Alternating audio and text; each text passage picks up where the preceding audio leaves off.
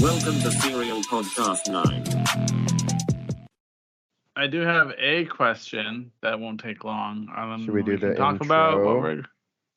Yeah, we should do the intro. Hit it. I'm Gerard DePeralta. And I'm Kevin Peterson. And I'm Ryan Benoit, and this is SerialPodcastNine, episode the one after we went to Final Bout Special Stage Northwest. But before we do that, I got a question from I was going to say a reader, and that's not right. Is it about Final Bout? We should just talk about Final Bout. And then for the end, we got time. Okay. Because there's going to be one. There's honestly, this is the only time in a million times where we've actually had something to talk about. You know what? I enjoy your determination and perseverance, Kevin. You're a shining star for all of us to follow. And let's see where that light goes. It's going to be hard not calling you Jerry from now on. But when on the podcast, I think I'll call you Gerard. Probably better.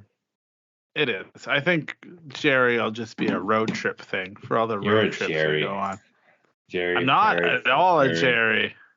What am I, a Brian Schlogman? Isn't that what you thought my nickname? Yeah, like Schlogman. Yeah. Yeah. Oh, who's Brian Renoir? All right. Yeah, you're like, oh, I thought it was like Brian Schlongman or something. You need a silent mouse click. Yeah, Gerard. I'm just you put all your mods on there. Anyway, okay, we're gonna talk about Final Bout because that's what we did. We went to Final Bout, not the big one, not the final summit, but we went to Special Stage. Bout. Yeah, we went to Special Stage Northwest in Medford, Oregon, to set the stage. We drove the final stage, just so everyone knows. We left on Friday and we drove 10 hours on the road. But by the time you put in stops, Gerard complaining about Portland, but then being all right with Portland in the end, getting gas, Gerard eating a taco because he had never had a taco from the one spot because Gerard loves to eat tacos. By the time you do all of that, it was probably about 12 hours of travel on Friday. Woke up fairly early. It was a while. I drove the whole way. We drove in the Prius, so we took the least cool car out of all of the cars that all of us own, but the best on gas, probably. Anyway. I'd say definitively. Definitively. That's what I like to hear. Got to Medford. We woke up in the morning fairly early, went to the racetrack. We're at the racetrack till about 5:30. Got more tacos at some point in there. Went for, I would say, subpar dinner. Were we only there till 5:30? Yeah, about that. Yeah, 5:30, 5:45. Subpar dinner at the crazy burger place. Yeah, it was not the best. It was fine though. Buddy, blue cheese. Yeah. Yeah. Gerard had the most blue cheeseburger I've ever seen in my life. It was so blue cheese that I could taste it on my burger, which had no blue cheese on it. It was. We went out that night. Yeah, I like that. I'm not even talking about the cars. I'm just saying what we did, but that's fine. I want to get it all out of the way. Went out at that night. You're literally doing a 5-by-5 play-by-play here. Yeah, that's fine. We got we got time. All right, okay. Good. Okay. I got real drunk. Yes. Kevin got mildly drunk. And Gerard had a few, but didn't get anything. I feel like. Is that fair? That's fair. No. I didn't have any beer that I wanted to drink there, and then I just refrained from doing tequila shots or something. Question: at one point, did you complain about your beer, and then I took it away from you and drank it? I think so. Yes. Yeah, I didn't complain about it. You're just like, oh, how's your beer? And I'm like, it's okay. And you're like, oh, you don't love it? I'll have it. And I'm like, okay. That seems like a real drunk me move. Because I definitely didn't need to have the beer. That wasn't. At one point, I brought you a PBR, and then you just started pouring it on the table because you were like, it's my beer. I can do whatever I want with it. And then I'm like, well, I'm just gonna. But then you were drinking it too. Yeah, I was doing whatever I wanted with it. Yeah, I was doing whatever I wanted with it. I believe I had a glass of wine. You did. That was the turning point. Yeah, that was the nail in the coffin. That was the ESPN turning point. Kevin LA bought me a glass of wine because I was so excited to have a glass of wine with AJ Gillette of Risky Devil. So I don't know what I was doing. And yeah, so then I left my credit card at the bar. So when a pal had to drive it over to the house, and then we got up the next morning and drove another like 11 hours home. So Gerard that was our weekend. Gerard drove home briskly. I successfully managed to not drive. I drove around in the town. Yeah, Kevin's driving highway driving. Anyway, I think the point of what I'm trying to say is like it was a very short turnaround, a lot of time in a car.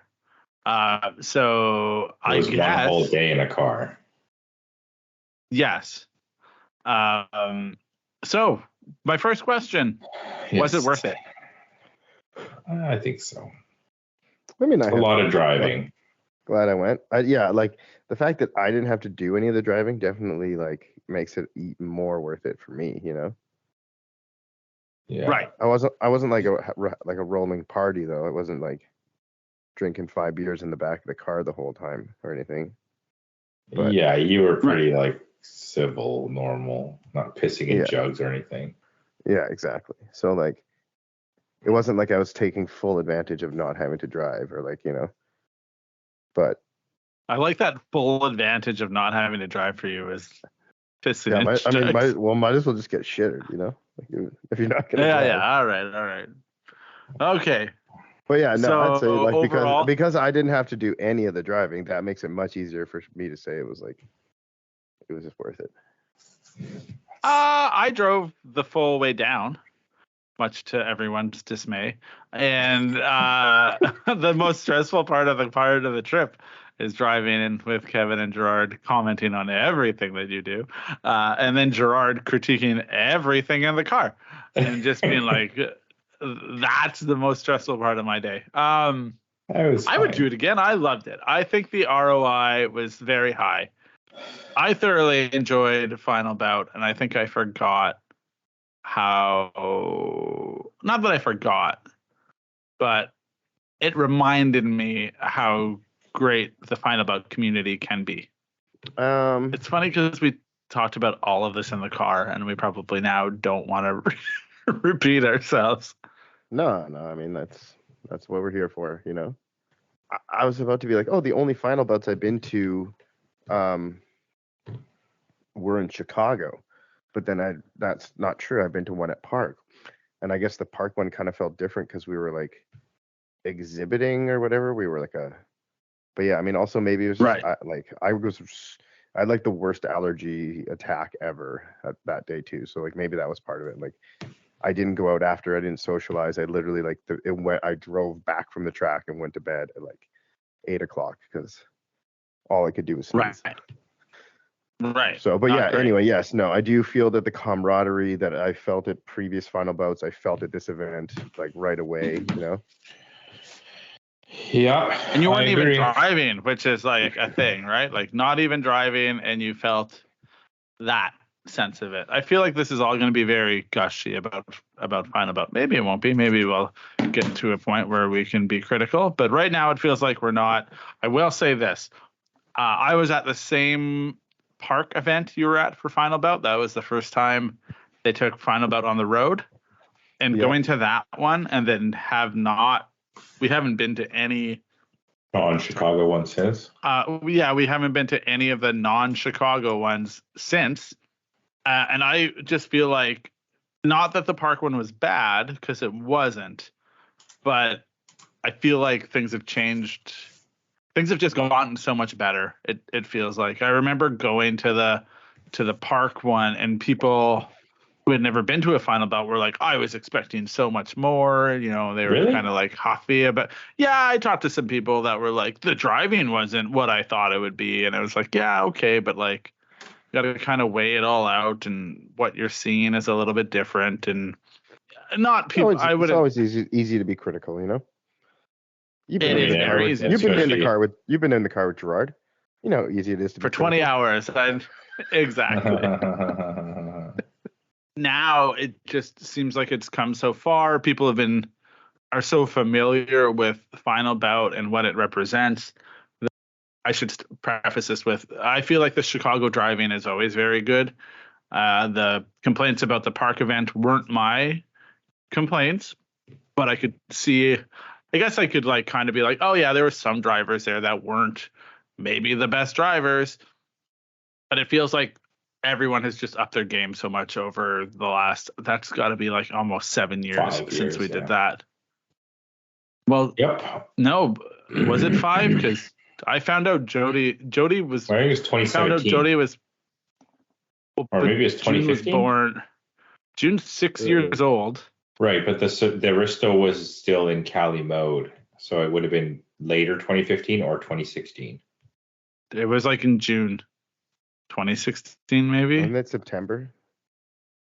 Was it? I don't know, but anyways, yeah. No, so people it wasn't September. Then. I agree. Yeah, it wasn't September because it was in the spring. I found out Jody was pregnant in like July of that year, and then June's 6 years old. So whatever the math is on that. That's how you do it. Pretty sure that's how that works. Yeah. Anyway, yeah, driving's gotten way better. Car styling's great. Yeah, I couldn't help but compare it to our Drift Week experience. Gerard, are you okay? Yes. Okay, good. Yeah, I mean that track looked pretty chill too. I'd like to drive that. What? The track? Yeah. The course? Sure. Yes. Affinity. Infinity Circuit. I believe you at one point thought that there wasn't a Y at the end, or no, there was no T's in it. Affinity. It was like affinity or something. Yeah. Affinity. Yeah, I have it on video. It's gonna be in the video that we're making. You're talking about it. Okay, yeah. Whoa. I also thought the track was really great. It's cool. There's a mountain in the background, Mount McLaughlin. Is that right? Yeah, I believe that's correct. It's Magoo. Yeah. Now we're a podcast. It's pretty. It's what? I want to be a factually accurate. Get out of here. I want to be a factually accurate podcast. Actually, factually. I just want to spout off. Okay, well, spout off. What do you want to say? No, I think he just means he wants to talk shit instead of talk accurate shit. Oh, sorry. Yeah, that's exactly what I meant. I just had like a sneeze. Okay, well then talk shit. Fast. Say some stuff, man. Say some stuff about them things. Yeah, man. Yeah, no, I don't know. It was sick. Man. It was like I was impressed by how sick the cars were. The cars were dope. There's like a pretty good spread of cars, and yeah, the driving was like pretty sick. When it came to the team tandem part of the day, like people were fully thrown down. I don't know if I could throw down that well with my team. You know?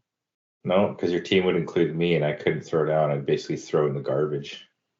Well, sometimes you gotta throw it in the garbage, you know. Got an old dumpster fire. Exactly. Was it weird going to an event and not driving? Not for me. I remember used to it. Yeah, it used to kill me inside, but I feel like I've been to a lot of events lately, so it wasn't that bad at all. I did, I was there and I was like, I want to drive, but like I didn't have my car and like all that stuff. And yeah, we didn't have anything to steal and just go out on the track. Yeah. Kevin, seeing as how you just got off Drift Week, you want to spout off. I'm going to say that again because Gerard cleared his throat over top of me talking. Kevin. Spout off the Drift Week. Kevin, since you just got off Drift Week. Let me ask Jesus Christ. Fine, Gerard, you asked the question. I don't even know what it was. Kevin, since you just got off Drift Week, how would you compare Drift Week to Final Bout? What were your what are the main differences and what are the main similarities? Okay. Oh, Gerard, I found a BMW and I want to tell you all about this thing that you fully don't care about for 22 minutes. Does it have a blue hood on a white car? Probably. Is it an F80, bro? F80. Hang on. Actually, I want to stop. I want to just put pause on this. Gerard, you send me photos of BMWs all the time, like for sale ads. Yes. What do you want me to do with those? Buy them. I'm planting seeds. No, he's already said that he doesn't expect me to buy them because I already have one garage ornament. And at that point, I was like, is he just trying to prove a point? Like, what are you trying to do? Yeah, like the value is great. Have I ever disputed that the value is not great, or have I just said I don't care about them? Yeah, I'm just going to force it into you. Going to ram it down your throat till you care. I mean, you've already won. I see. You're talking about them right now, Yeah, I know. I just wanted to get riled up. It's the only thing we're going to disagree on this podcast. So I just wanted to have one disagreement instead of all of us just sitting around and being like, yeah, it was sick. It was fully sick. Fully sick. Kevin, what are the differences between the 18 days that we spent on Drift Week and the one day? Yeah, exactly. They're so different, Mm. It's like, I know. One was way longer than the other one. yes, 18 times longer. In fact. One felt way longer, and that was a car ride with Gerard. Car rides with Kevin, easy peasy. Car rides with Gerard. You're so mean, Ryan. You're so mean. I am very mean. Crying. He's fine. He's a big boy. Yeah, they are very different events, but if you boil it down, it's drifting. With you didn't cars. even drive at one. With cars. Yeah, what are your... I did not drive at one, you're right. I mean, obviously the cars at Final Bout are like sicker. They're more in my wheelhouse. The whole, the Final Bout event is probably more in my wheelhouse. You know what I mean? I feel like the driving was also very good though. Like it was up there with the driving from Drift Week. Drift Week is kind of like a war of attrition though too, Like by the end of the Final Bout event, there was a bunch of dudes who were like, "Oh, I don't have second anymore," And then they just like started drinking beers in the pits and having a party. But it's like, well, on Drift Week, that's not really your reality. You can't just start drinking beer in the pits and having a party. It's like, I got to figure this out so I can drive tomorrow or the next day or for the remainder of the week, I'll say this. I don't know what it's worth to anyone out there, but I want to say it. So I was there. So I had posted a few photos on Total Logic from Drift Week, and it just seems like nobody cared. Like there was like, it would be like Naoki's car, whatever. No, but like, nothing. I was shocked of like how supportive the Final Bout community is. I posted 2 photos and like the people that I posted the photos of are like reaching out. They're telling me how much they love it and how they're like, how can I send you money? And I was like, I don't have Venmo because I'm Canadian. So and they're saying very nice things, and there's so much support. And like off of 2 photos, it's like their friends are then like following the page, and then I'm following them back. And we spent 18 days on the road. And Naoki didn't follow you once, eh? Yeah, how dare that guy? No, but I think it's very interesting the level of enthusiasm that's attached to Final Bout in comparison to other drift events. I think it's very what I'm trying to get at. It's like if dudes are into World of Warcraft, they're really into World of Warcraft, right? Yeah, but isn't it really niche anymore? It's like a nationwide thing. NBC News was out there for the area. They covered it, did a story on it. Final Bout has 171,000 followers on Instagram. Like it doesn't feel that. Yeah. Oh yeah. It just doesn't feel that niche anymore. He's like they bought him. It doesn't feel that niche anymore though. I don't like it is. I get it, but also is like. Is it?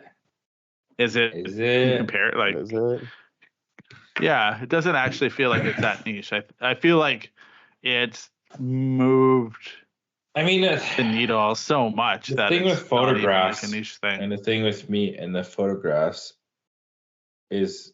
Go on, I love this. Like photographs are supposed to photograph beautiful things, and I mean, no offense, but like the things at Final Bout are more beautiful than the things at Drift Week.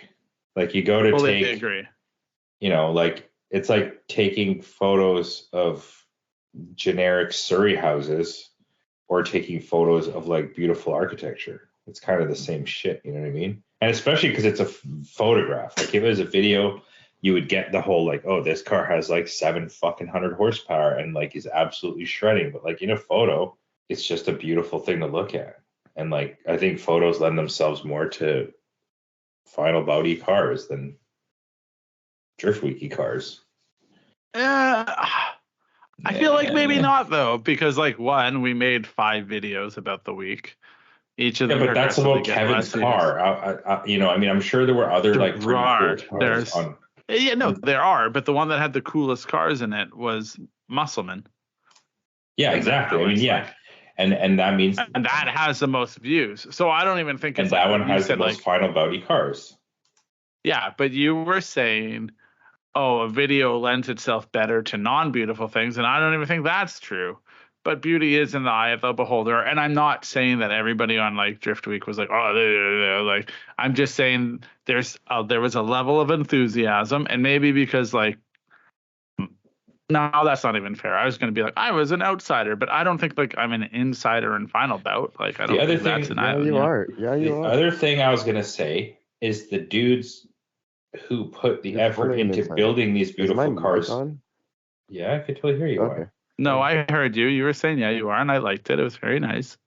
Made me feel special. No worries, because I'm not. Go on, I had that. Yeah, like the dudes that build the cars for Final Bout.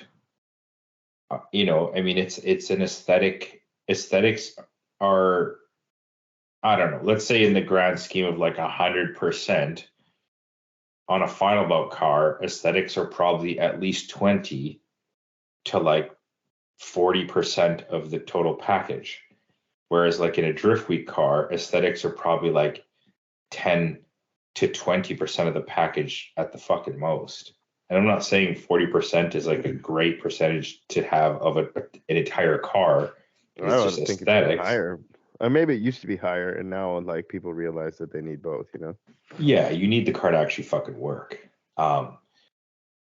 You know what I mean? Like if you had your Venn diagram, or like even just break down a percentage of 100, like the Drift Week car would be like, driving 35, like functionality, whatever, and then the rest of like 10 to 15% would be aesthetics.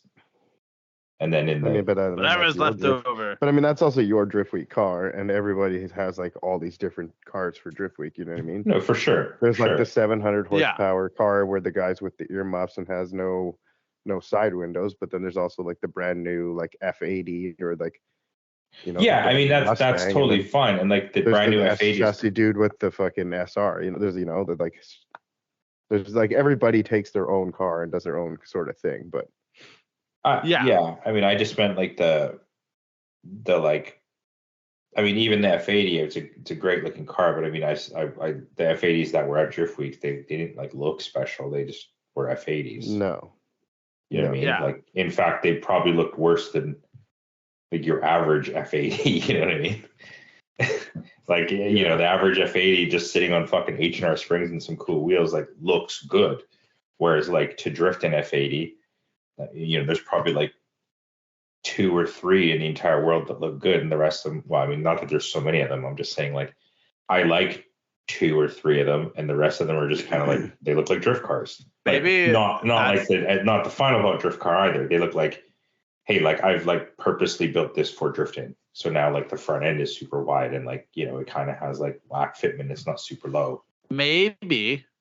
But maybe that's actually becomes like the distinguishing factor, is that there is no ideology that links everyone on Drift Week the way that Final Bout is linked by this ideology of what it. That's like the one thing is about supposed to be bringing, yeah.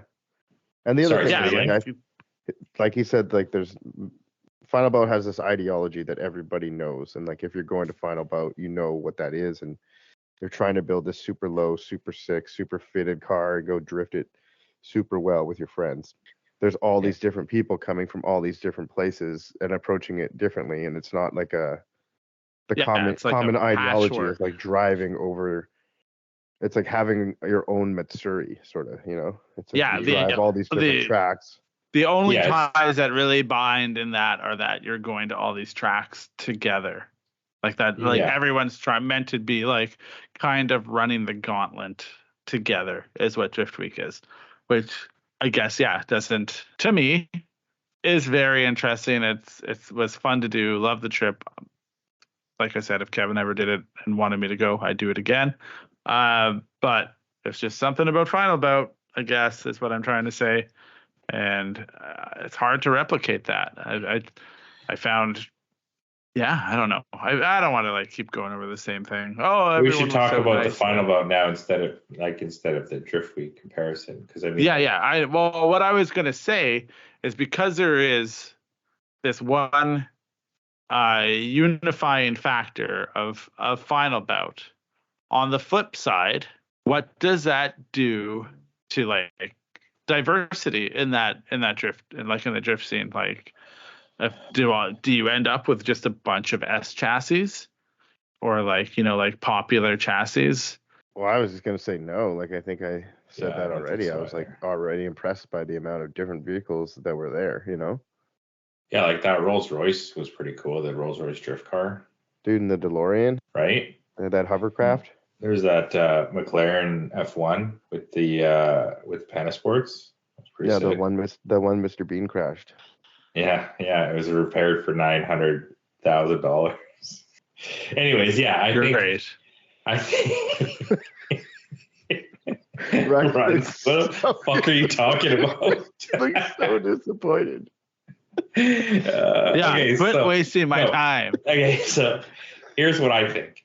I think it's very fine tuned. Like you said, like okay, so I compared Drift Week again. Drift Week is kind of like it's like a free for all. Like the only thing you have to do is like get there and potentially drive all these tracks, or get your car to drift at all these tracks. However you do that, it doesn't fucking matter. It doesn't matter what you bring. It doesn't matter how you do it. It doesn't matter. You could have $10 million or $10,000. Like you just fucking bring whatever you want, do whatever you want. You just have to get it there.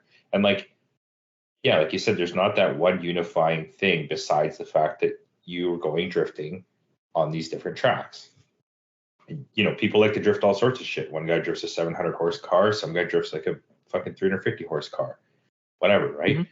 But yeah, with Final Bout, it's a lot more fine tuned, or not fine tuned, but like yeah, basically the goal is to have the sickest car and be the best driver, right?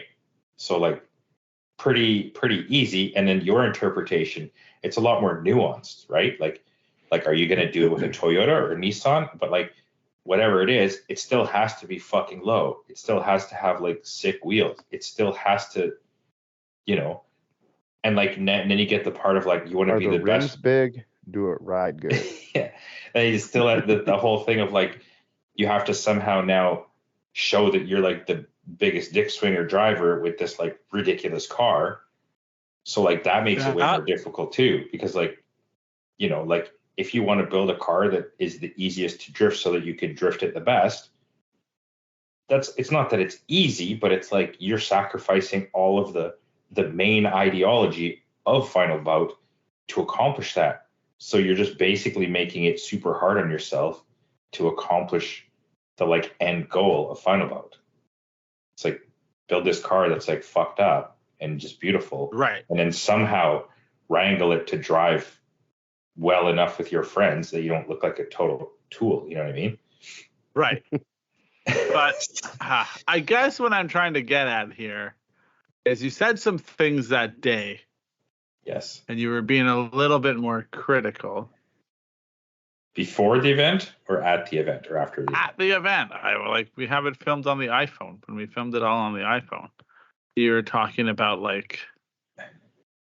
That's why I said we should have just did it that night, because I can't remember that shit now. Was I talking about the driving or was I talking about the cars? No, I kind of remember talking about the cars. We were sitting on the Prius filming on the iPhone. I do remember that, but I don't remember what I said. Oh, you're like, it's the exact opposite of everything you just said, which is infuriating.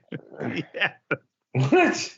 I think you're saying you're like, oh, like it seems like they're all cookie cutter and the color palette is the same, and like. I mean, that was the color palette. I think that was the only thing I was complaining because before the event, I was like, man, like, because they had posted a bunch of cars with liveries and stuff, and I'm thinking in my head, like, man, like we had talked about this on the podcast already. It's like, man, like, it's like these guys are trying to do the most, and then they're coming up with these fucking liveries and shit, and like some of them are starting to look pretty bad, and like it seems as though like for a little while there, everyone was trying to come up with some crazy livery, and it was just like it was going from like bad to worse. Right. And when I showed up to Final Bout this time and I walked through the pits, I was like, man, these cars are fucking sick. Like these cars are like 100% like my style cars. Like I'm not really super choked at any of the liveries. There might have been like a few. Of course, there's always something you don't like as much as the other shit. But like, you know what I mean? Like most of the cars were totally dope looking. And I was like pleasantly surprised that there wasn't a plethora or like, you know, too many of these sort of I think like cars. maybe not having the livery is like what makes your car cool and street style, and like not the like, because the livery is like a competition thing. It's like that's why you know like that's where it arose from. That's like its intention. And if you have like a livery on like your daily that you don't compete with in any real way, it's just a farce to get more attention. It's all they really, you know what I mean? It's definitely like embellished. But that's why like if your car already like draws too much attention, like, you know, maybe you don't want a livery, and you want to like have that cool like street style look, you know? Yeah, and yeah, but that's not just there was a mix. There was, you know, cars that had absolutely no stickers on the paint. Yeah. And there was cars that had like full crazy over the top liveries and everything in between. And there were certain cars that like you could definitely tell the performance seemed to be the cars seemed to be more performance oriented, but they were, you know, I mean, like, you know, they were all the same. They were all one color. They still the fitment was still decent enough that it wasn't, you know. What I was saying is it's a very fine line, because like you said, the end goal seemingly is the same, and then people are willing to sacrifice certain areas of this end goal, but like in a more nuanced way, right? Like it's not like nobody there is just like I don't give a fuck, I want to raise my car like 2 inches. You know what I mean? Like there were some cars that were like kind of higher than other cars, but like I know really there weren't really any cars that were just like, whoa, that's just like too high. You know what I mean?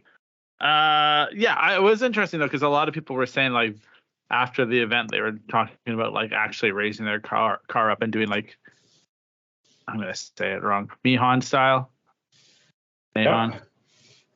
They're like, yeah, I think I'm gonna do like, and I was like, who said that? Hayton or whatever his name with the blue IS. Yeah, and then I feel like Deep Pump was already there. I mean, that's kind of animal style shtick. Yeah, and I mean, so like, is that like kind of, is that maybe the next trend? Like, I don't know. Or is that already? I mean, I think that's already been that. I feel that that's already the trend. Yeah, I think there's definitely that's not the Final Bout trend though. I mean, I would say that exists within Final Bout for sure, but like it's definitely not quite as prevalent.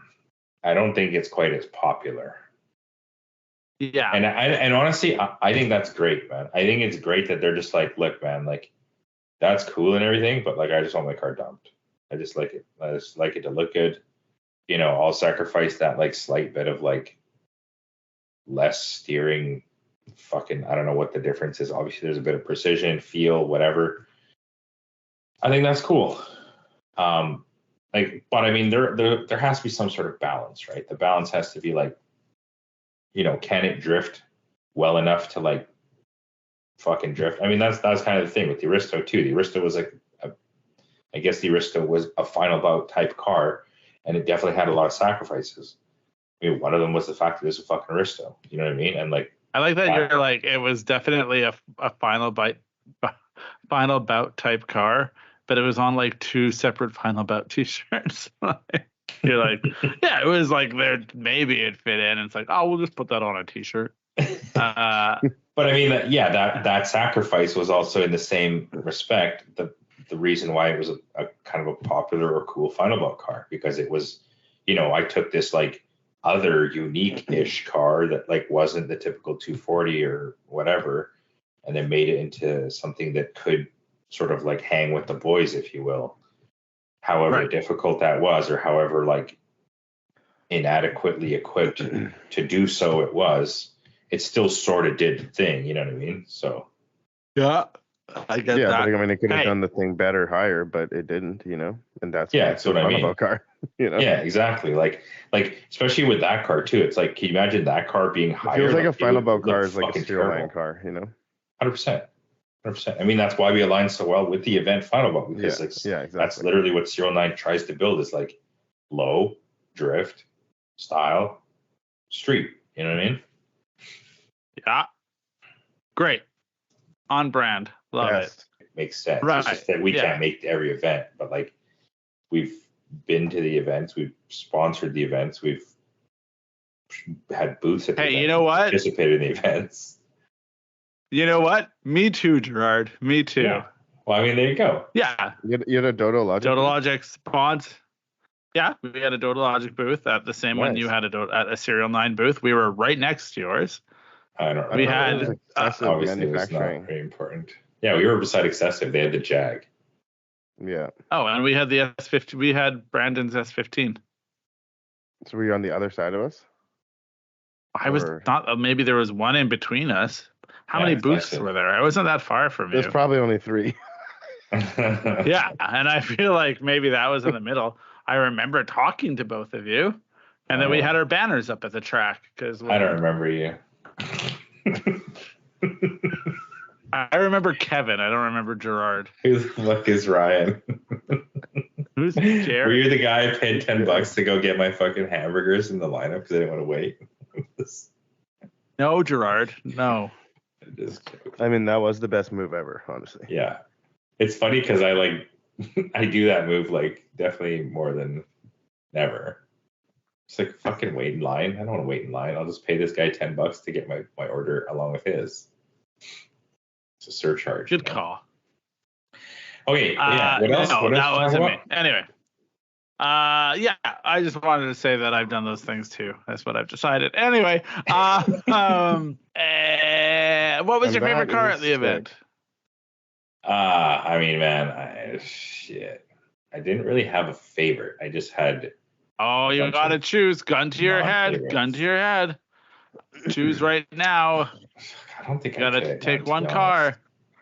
One car home. One car out. You take it one home. Car out on track or take it home, or yeah. Because that's a tricky one. Because I feel like the take it home car is a different car. Yeah, I mean, to take it home, I'd probably honestly take Robbie's car, even though it wasn't like the most stylistically whatever. It's a JZX90. It's got decent turbo stuff. It had nice wheels. It probably has half decent suspension. But I mean, those S chassis all just look so sick. The reason I wouldn't take one home is because I couldn't choose which one to fucking take, because there were so many nice S chassis. There were, in my opinion, probably 4 that I would just think are completely equal, like super dope. Which 4 were those? Well, there's the green one on the Panasports. That's the 180. Oh yeah. I guess it was like the hatch. There was the coupe. Chef's kiss. The coupe. Which coupe? On black one on the like serves or whatever. I think it was they were our like whole team, wasn't it? Though. No, I mean that team had some pretty nice cars in it, but that car was the nicest because that team had the FC on it, didn't it? Yeah. Well, the FC was on the other team. It was the that was on the one with the 180 or the hatch. The team last time was on the FRS, the S14, and the 2 S13s. They were all like dark blue or something. Right. This one was black. Yeah. And then there was the Kaguchi gray, like Nardo gray Kaguchi one with the white Koenigs. That's just a fucking sick ass car. And then the other one, I swear there was one that had like white. Maybe that was the same car. Well, there's the other white one that had the Lambo doors and the Jay-Z in it. That car was like a bit more out there, but like that definitely car, yeah. That car was like way more track car. But it's still fully sick. Right. Yeah, And like it had the cutout fenders, which I absolutely love. I'm going to do that on 100 too. I know it's probably just going to be a giant fucking mess in the engine bay, but I think it looks so cool and it saves a bit of weight and it makes working on the car so much easier. Like the chopped out fenders. Yeah. I think that's so dope. Kevin, Those are the ones I what like. would you pick home? Oh, drive? wait. And then besides those cars, there were the other cars that were like fully sick, but I think maybe aesthetically they weren't quite there. Like there was the Safiro with the 500 horse JZ and the CD box, which was sick. I'm not a huge fan of Safiros. I just really liked that car in particular. And then there was also the Was JZ it the car. one that had the green shift knob? Yeah, it's Chip's car. Yeah. Yeah, that car was like fully sick. And then And then also the Laurel. The Laurel was fully sick with the JZ in it. Kevin, what's up? what car was your favorite? I mean, I don't know. I think Gerard just named all the cars though. So. Oh, really? If I was all right, I'll answer. No, it tell and me then what we you can- thought my favorite was. I don't think I like podcasts where we just agree on everything. I mean, what do you want to disagree on? We can disagree on some shit. There isn't anything to disagree on. I feel like we all thought it was dope. Like it was worth it. I would do it again. It makes me a little bit sad that we're not going to Chicago. It's Why aren't we going to Chicago? Are we? I don't know. But like maybe. Oh no, I don't think I can because it's like the beginning of school and shit. All right, Kevin. I don't know. I wouldn't guess. I feel like yours. No, tell me. Guess. You tell me. You tell me who I am, Ryan. I don't want to. I don't know. I feel like we kind of just named them. I feel like Robbie's car is the one that most closely aligns with like what SerialNine's about, and I kind of think that one's. Yeah. It's weird because I was the only if I had JZX there too. It's a bit weird. There was that 100. It wasn't drifting. It wasn't drifting. It was orange, and then the front bumper was a different color. And then there's the 81. The 81 didn't really drift either. The red. The 81's not a real JZX, bro. Yeah. Oh, yeah. Hey, so yeah, if I had to take a car that was driving in the event, Robbie's car, hands down, favorite car of the event. Great. Solid dude, good taste in beard. I would take, Robbie's would be a drive. Okay. If I could take a car that wasn't driving, I would take the S15 next to the Final Bout booth. Oh, I mean that car was nuts. That thing was crazy as shit. You guys fucked up and I did it right. I gotcha. I guess so. Now I have the most expensive hypothetical car out of the event. Well done. Bow to me. You beat us all right. Okay. Gotta wake up pretty early in the morning if you're gonna pull one over on me. Unless I'm sharing a bed with Kevin and he's snoring, then I'm probably just upset. Well, that's what we got. All right. Yeah. What else can we say about the event? I was just stoked I got to see a bunch of homies I haven't seen in a while. Yeah, I mean, honestly, like 100% worth it. Meet new homies as well, you know? Yeah. Like put faces to names. That's always good. Yeah, or like, exactly. I think that kind of goes in hand with what I was saying. It was like I went there, I had solid conversations with people. It was very easy to get along with people and align on things. I wouldn't necessarily say like, I walked in and like knew so many people. I knew some people, but I got to know and hang out with other people. And it was just like. Yeah, I definitely didn't feel like I knew everybody or almost anybody as one, you know? Right. But it does feel like that when you're there is that understanding of like you're all kind of on the same page. Yeah. So it's less of a leap. Like you're not doing this small talk of like what type of drifting you're into. Like you don't have to kind of like feel it out. You're all kind of like, oh yeah, we all get this. Yeah, we all know like the secret handshake. Yeah, okay, cool. Like we'll just go from there. Whereas like sometimes you have to really explain why it matters or why you feel that way. And, which Kevin and I did have those conversations with other people when we were on Drift Week. And those conversations really? are also fine. Yeah, absolutely. Yeah. No, it's not Not for everybody everyone. gets what you're about. Yeah, exactly. Or why. Yeah, but like, why the fuck's that your car way. pink, bro? Yeah, like why are these two grown ass dudes just two grown ass dudes sharing a room? Yeah. Just two grown ass People dudes. don't like sharing that. That was a question? Dude, I get this one from- girl at the front desk of the hotel asked me 5 times so it's just the two of you? I'm like, yeah, it's just the two of us. It's like just two grown ass dudes sharing a room. Yeah.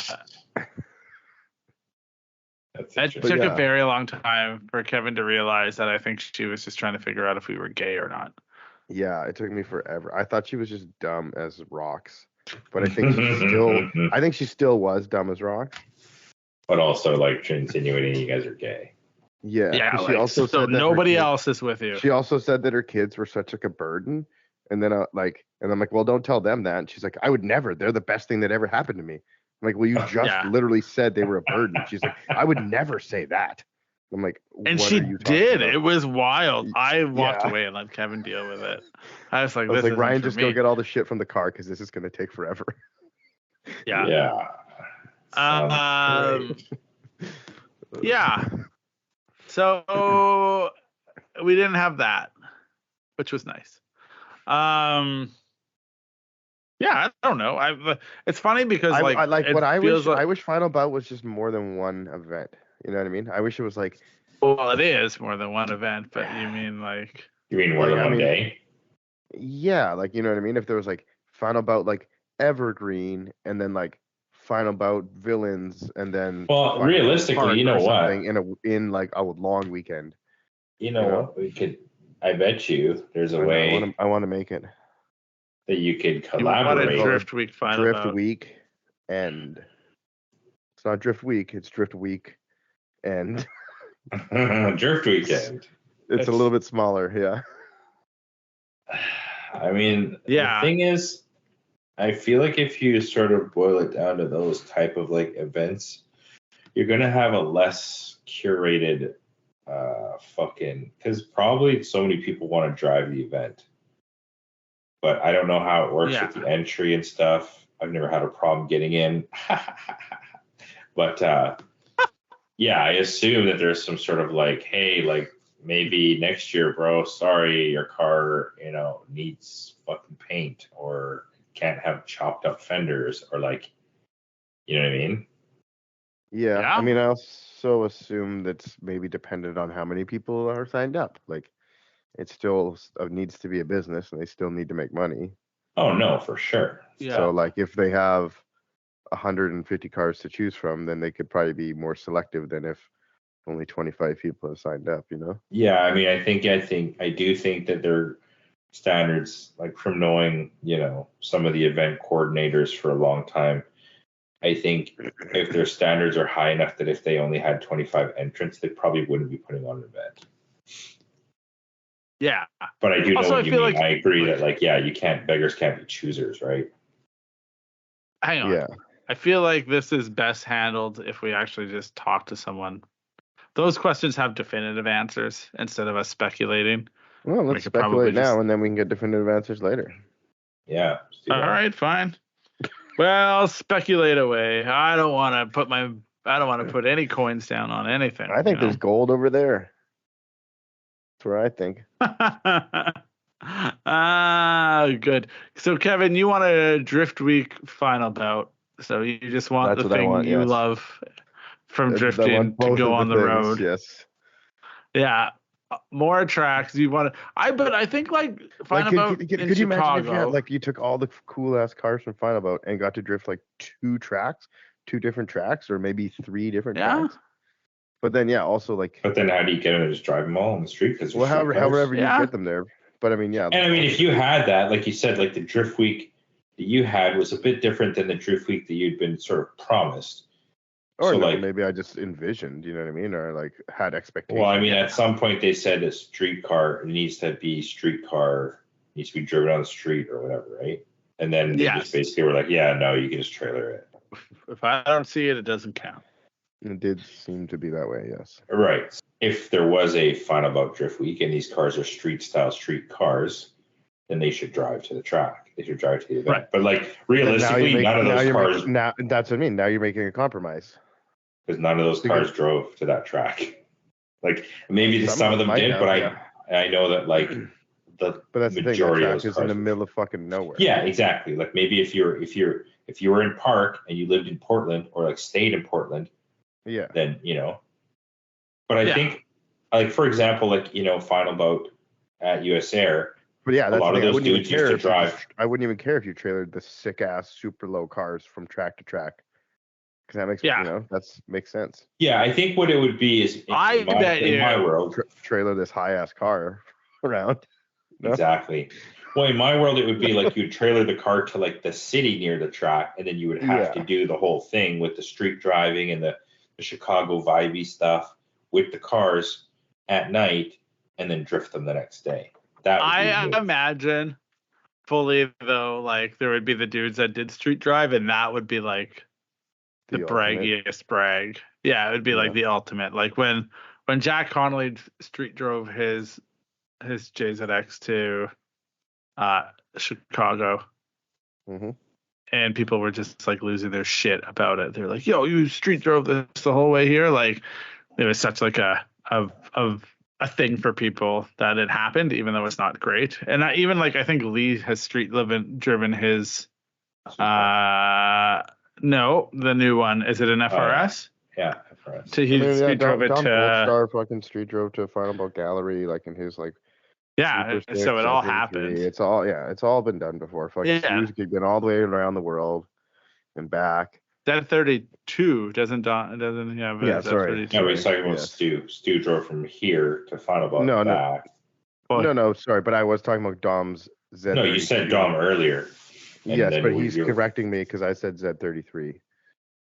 Right. Sorry about that. I didn't catch that part. Yeah. That's what I'm here for. Factually accurate. McLaughlin. Now spout off some more. Yeah. Stu's done fucking Ilya, like went to every Final Bout across this, with his FD as well. Yeah. Something like that, yeah. It's been done. It's all been done. Ooh, I just like the street driving aspect, like the Chicago night thing with the meetup. I think that shit's sick. Like you have to have a car meet in the city or in some sort of, like on the street, and then those cars then exist at the track the next day or that weekend or whatever it may be. But like, yeah, I feel like probably, and Kevin, if I'm wrong, you correct me. Obviously, I know you will. Do you feel like the Chicago event scratches that itch though? Because it's like you're saying like it would be like super sick to drive more tracks, but then like I feel like the Chicago event when you go and there is like the pre-meet and then the cruise and then you're also like 2 days out at long. night. The event's 2 days long. and then the event's 2 days long and like you're kind of in this small town. Like, does that scratch that itch, or do you still think like, I mean, it definitely did then. I would like, you know what I mean, and I haven't been since, and like, you know what I mean. I'm like, so it's hard to say, and like, I guess having been like that memory is much more distant than the Drift Week. But I did want, like, coming back from Drift Week, I was already like trying to formulate some sort of concoction of both, which is like I'm like, if I could get all my homies from the PNW together. Like 20 of us or something, and do 3 tracks over a long weekend, that would be super sick, because then it's like every single dude is like, your homie, blah blah blah blah, whatever it is, and like it would it would feel like there'd be like a lot of I mean that would be so sick. I'm just so jazzed about thinking about it, I'm all around. I'm all worked up over here. For me, the Chicago thing was awesome because, I mean, also it's kind of a big deal that we trailer our cars literally across the country to like some like, outer space world where it's like just totally fine to like have these fucked up ridiculous cars, just drive them around. That's like And the it's like, entire United States of America, apparently. So yeah, exactly. But I mean, Except for here, Cali, apparently. Yeah. Not if you got out of state plates, buddy. I mean, I Yeah, street that's drive right. both of my cars, but still, I mean, I drove the Blit for an extended amount of street time. But yeah, like, I just think that whole thing that happened there, like, we unloaded in Chicago, drove around Chicago, hung out, loaded the cars back up, went to the track, and then drove around that little town / drifted. That's the shit. That's just like the coolest shit. And yeah, I wouldn't want to have to street drive my car 4 hours from Chicago to like fucking Shawano. I just, yeah, it's within reason, you know? Come on now. Okay. So overall, I feel like I can say this now. Over the last, we'll say, since we've done the podcast from the beginning, Gerard, you've had that like, and we always kind of tiptoe around it. There was a point where you maybe worried about the future diversity of what the cars at Final Bout would be like. Yes. Where you said like one time you mentioned to me like you probably won't see any BBS wheels there, or X, Y, and Z, whatever the example is. Would you say that you are now still? How do I want to say this? That you are. I saw BBS wheels there, and they were on the worst car you did? that I saw there. Yeah, they were busted as fuck. That's why it doesn't happen. Have all of your potential worries been put to bed about the event? You're like, you went, and were you like, yo, Well, the State of the Union is strong? It's like this, right? It's like we said, man. It's easy to be We're a critical. powerful nation. It's easy to be critical from afar, right? Like you could look at pictures, you could look at videos, you could look at the fucking Instagram, whatever, and you're like, next. And realistically, man, the shit, not in person, it doesn't look that great ever. There's nothing really like, you could be looking at the most expensive diamond in the fucking world on a screen and you'd be like, oh wow, that's amazing. But until you see that or hold it or fucking see the light glint off the 10 million facets or some shit, it's not the same thing, right? You can watch a video you can watch, videos on Final Bout and stuff, and it's like, you're still just watching a video, man. You'd be like, oh, that car sucks. Oh, this car was lower, that, you know what I mean? But like, you're not there. You don't hear this car, just like the exhaust, or like, see how low that car actually is. Like, that's one thing that like on video and on camera, you can never actually, like, what's the word? Like, portray. Experience. No, you can never like actually show. I know what you mean, but like sometimes you watch a video and you like you're like, that was so fast, and like, you get a sense of it, but like, and it's like, but even the height, like somehow like the height just never translates from real life. Because the hype is no, the height there. The height of the car. Oh, the height. Oh, okay. Yeah. Like in real life, you're like, oh my god, this thing is like insane. But then you take a picture of it, or you show it in a video, and then the car just looks, it's like kind of cool. You can still nitpick it. Yeah, exactly. Yeah, but like when you see it in real life, you're just like, holy fuck, this thing's nuts. Hey, here's a question. So yeah, no, I want to jump on this for a sec here, because you jump on. It's a pony. Because that is something that that pisses me off too. Is people who are like never been to Final Bout, and they're just like, oh, like the driving sucks or whatever, and it's like, well, you've never been there, you've never seen the driving. How, like, what are you basing this on? Like, you're basing this on the fact that the car looks sicker than your car, so it must drive shittier. I will, I'll be the first to admit, I don't think the driving of Final Bout 1 or whatever was like the best. No. But then Final Bout 2 that we were at, I was like, that was good driving, and it's like. But also that was like how many years ago? Exactly. Everyone's driving has increased, has leveled up so much. Yeah. Okay. I have a few thoughts. Now I want to jump on. Is Kevin done? No, I don't think he's done. I just interrupted. Oh, okay. No, I'm gonna hop off. Well, yeah, no, it's based. I mean, that was the the gist of my point was basically that just there's like, it's like Gerard said, it's easy to hate from afar when you haven't been there, and like it's but when you're right there watching these dudes shred, it's undeniable that the cars are sick. It's undeniable that they're like throwing sick entries. That's undeniable that they're like within a foot of each other, all three of them, Yeah.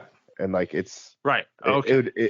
If you're gonna stand there right there and say that the driving's not good or the cars aren't cool or anything, it's like you're just being an ass to like it's undeniable. Yeah. And Okay. I have something to further on that aspect, but like okay, I guess we can I'll jump continue to not hop on. Nope, I'm not hopped on. Hey yet. Ryan, it's a pony.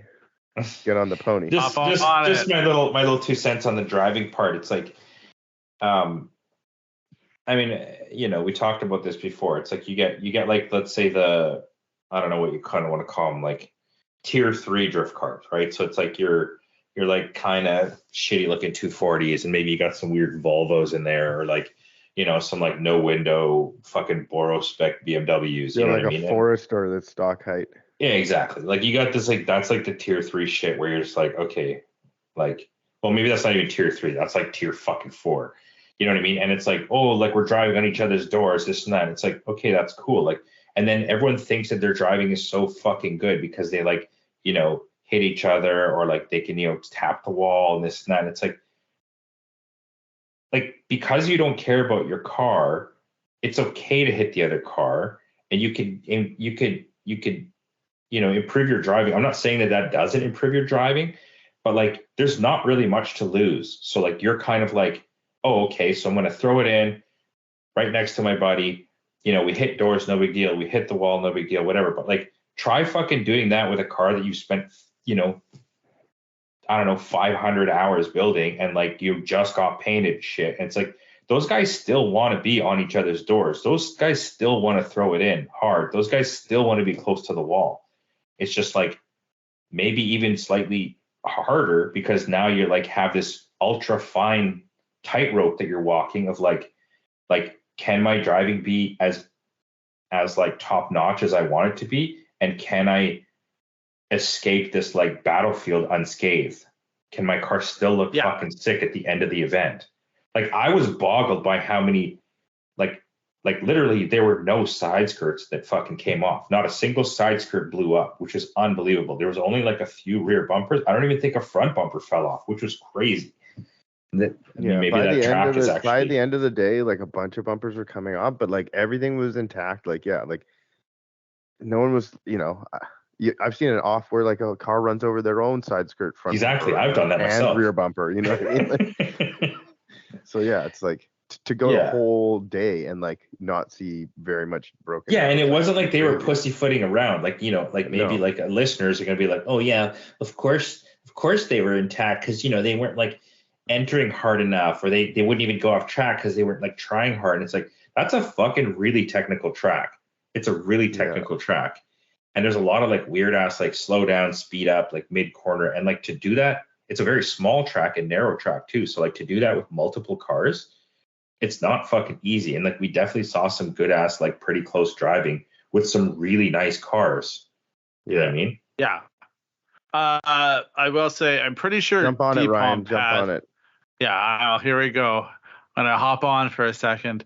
I feel like Depomp fully had like the tire mark on his side door. He did. At the end of the event. Wheel mark. Wheel mark. Yeah.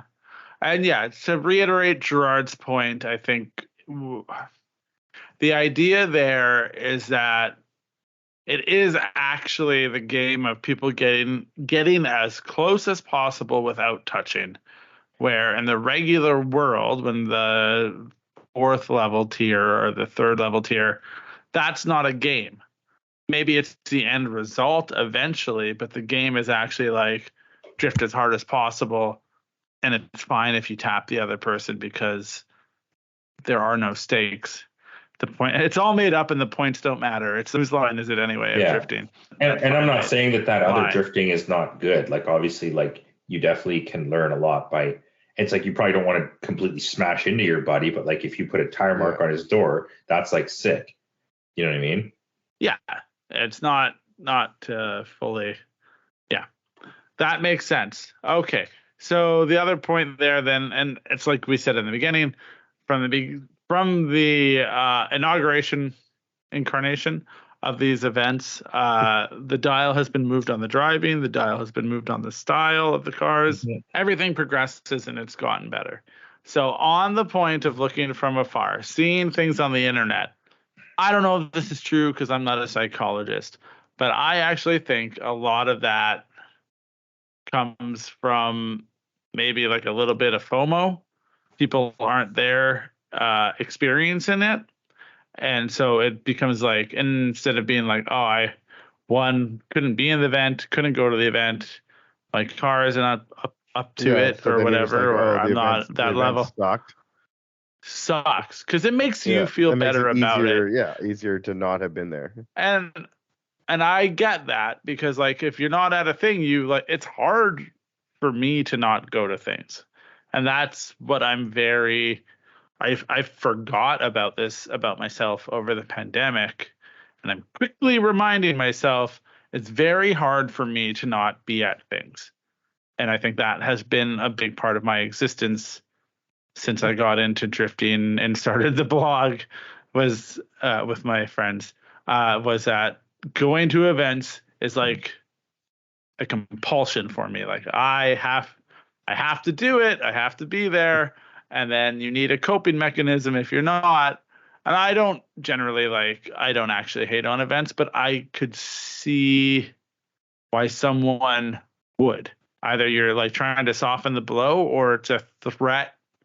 If the thing is sick and everyone's saying that it's sick and it's special when you see it in person, then in a way it becomes a threat to the thing that you have, especially if you're not a part of it that year. Yeah, no, I agree. It makes sense that like if you're not, if you don't get to go to something, then you're just like, yeah, it wasn't that good, because then it makes or I don't easier. need to try.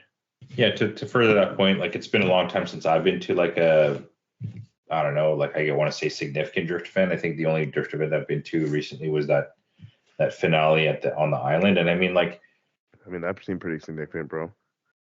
I mean, yes and no. Like that was, I would say, the ultimate of tier 4 like championships. You know what I mean? Like there were probably 3 or 4 nice cars there. Mine was one of them. Yours was the other one, and maybe Spicy. there was like maybe 2 or 3 more like cool. Aaron's car was there. That car. Aaron's car is pretty cool. Yeah, Aaron's car. But I mean, like beyond the 3. I mean, Dave's car was there. Paul's car was there. Paul. There was Paul's Mango, but yeah. Paul Harrison. And then I would say that there's some island cars that I don't mind. I know. I'd say that slightly under like those cars, there's probably a dozen cars, and then it went down after that. But yeah. Yeah, but I mean, like, were there any final bout level cars? No, just the 3. That's pretty much it. And then I the don't one is talk definitely about like the island final bout. Yeah, that's what I mean. Yeah. So, anyways, that's the only drift event I'd kind of been to in a while, and like, while it was good and fun and like whatever, it certainly wasn't the final bout. Like the only exciting thing was the like level of craziness that it was. And I mean, like the driving was good, but then it's the thing. It's like I feel like those events are cool because they're just like total mayhem. It's sort of like I just feel that like maybe like because you used the word significant, I took offense to that because that was a significant event for sure. Yeah. Okay. We can agree that it was a significant event. I just meant like I guess like a cool drift event or something. No, hang on. Because I think when you don't elaborate on it, I'm gonna try to. It could be considered like offensive or condescending. No, that's not the point. He just elaborated. Oh, okay. It's like there are final bout cars there is what it comes down to. Oh well, and you and I are the same, Gerard right? is basing the coolness of the event on. Yeah, that's all. Yeah. The driving was great. The event was crazy, and it was like a final dance for that particular track. However, like if I walk through the pit, I'm not like fucking stoked on looking at any of the cars, and like that to me, you and I'm sure Kevin probably less, but also still like that's what we fucking build cars for. That's what we want to see, and you know what I mean. And that's the thing is like if nobody had like a better performing car that was higher, we would never raise our fucking cars. like the cars would just always be low and the cars would just always be fitted and the cars would always be sick because like every car just fucking is that.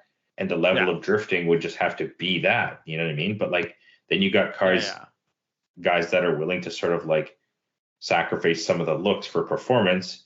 And then you're like, oh shit, like, you know, his car can throw it in backwards and it like, it's just like 20 or 30 mil higher. So like, maybe I should try that move out, you know what I mean? And then that's when it sort of like changes the like norm or whatever you want to call it. I would love to just reiterate this point real quick, and then we can move on.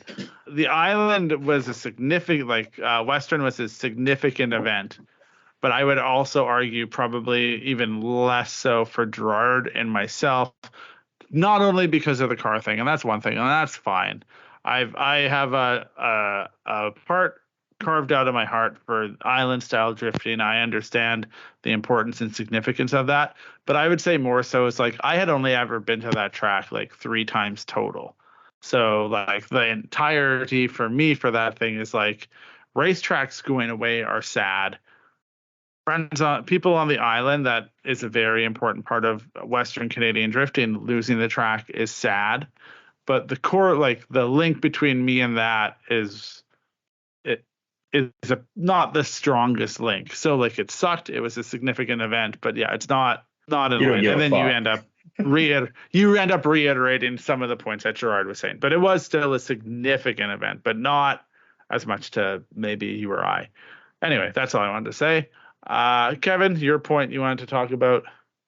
I was just gonna say that, like, yeah, if you have like a box of how easy a car is to drive, there's certain things you can do to make that box bigger, and that will account for errors in your driving. If your car has more low end torque, you don't always have to be in the right gear. If it has more angle, you can kind of throw it in too hard and catch it. Like there's all these things. But like when you make the final bout car, you start to shrink your box a lot. Yeah, 100%. You're running a rubber band front tire. You maybe got a bunch of camber. Like your wheels are too big. Like like maybe it rubs at absolute full lock, and that makes you spin out. Like there's all these things that make the car harder to drive. So like if you can drive that car in that box at the limit, it's just so much more impressive, than driving. It's almost like a glorified Corolla drifting, like against, like, you know what I mean? Totally. Yeah, exactly. You've taken something and you made it very hard to do,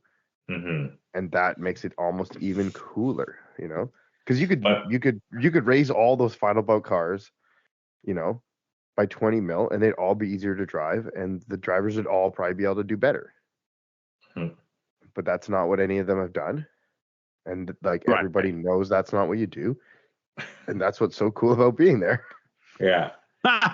Yeah, I mean, it's like trying to ride a bull or some shit, Yeah, exactly. That's exactly what it is. It's kind of like, yeah. I mean, I would even say that I probably compromised.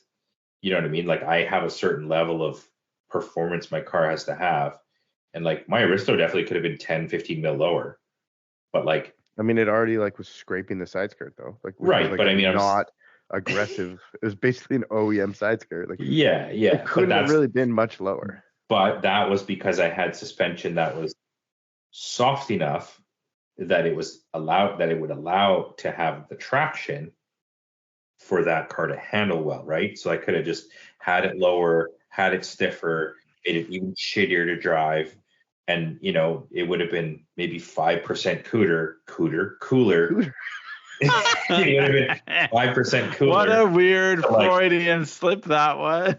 It would have been 5% cooler to like 10% more people. You know what I mean?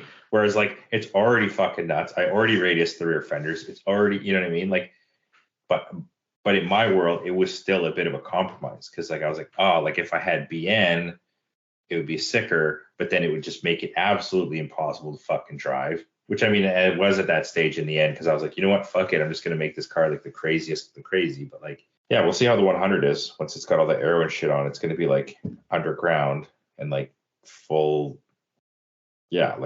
compromise spec. Good. The max compromise. Maximum performance compromisation. Yeah, it's like basically minimum aesthetic compromisation. Yeah, exactly. We should make that Venn diagram of the SerialNine Venn diagram. Put it on the website. Put it on a t-shirt. Actually, speaking of which, that'd be kind of cool to do on the front page, like as you know, like as where you choose the shit from. You know what I mean?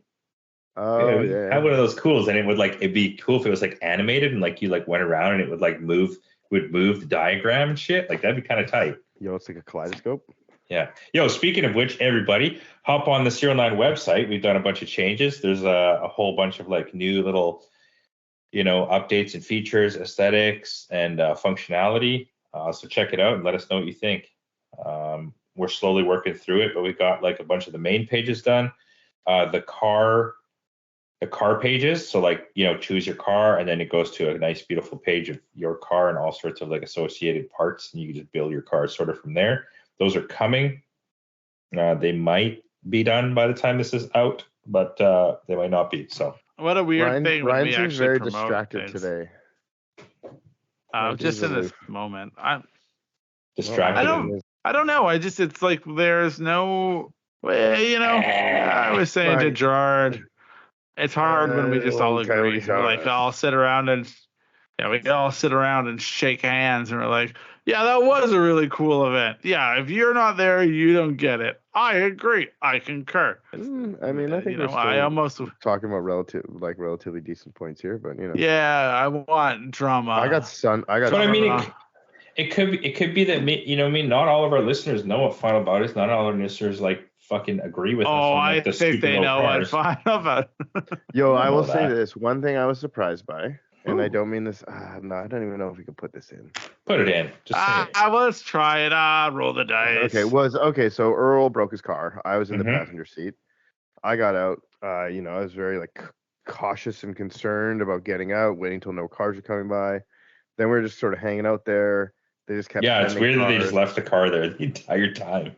Well, like it was either that or get the tractor to basically like lift the back end up and tow it out. But like the only dude who was like the tractor operator had like left to go eat or something. So then it was basically, they're like, why don't you just jack it up, take the arm out, go weld it, put the arm back in, then you can drive the car out of here.